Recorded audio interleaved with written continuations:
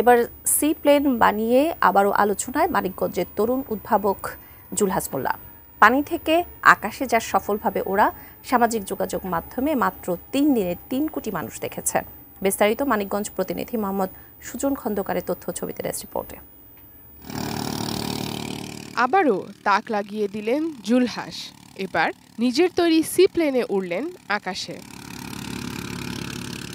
একের পরে এক চমক দেখিয়ে চলেছেন শিবালয় উপজেলার তেওতা ইউনিয়নের ষাটঘর গ্রামের তরুণ উদ্ভাবক জুলহাস মোল্লা। তার প্রতিটি উদ্ভাবন সোশ্যাল মিডিয়ায় রীতিমতো ভাইরাল। এবার আল্ট্রালাইট সি প্লেন তৈরি করে আকাশে উড়েছেন।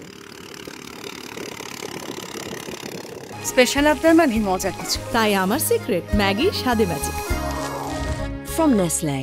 জুলহাস জানিয়েছেন, ইউটিউব দেখে বানিয়েছেন এই পানি থেকে আকাশে উড্ডয়ন সক্ষম উড়োজাহাজ।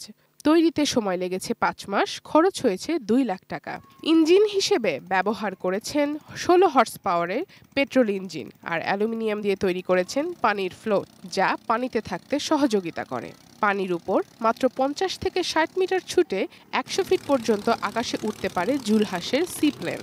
তবে এটির আরও উন্নয়ন প্রয়োজন বলে মনে করেন এই তরুণ উদ্ভাবক। প্রয়োজন পৃষ্ঠপোষকতার। তো ভবিষ্যতে যদি এরকম সি প্লেনের বাংলাদেশে দরকার হয় বা কাজ করার সুযোগ পাই, তো সেজন্য আমি এই পানি থেকে উড়ার যে একটা অভিজ্ঞতা দরকার সেটা অর্জন করার জন্য আমার এই প্লেনটাকে আমি সি প্লেনে রূপান্তর করি।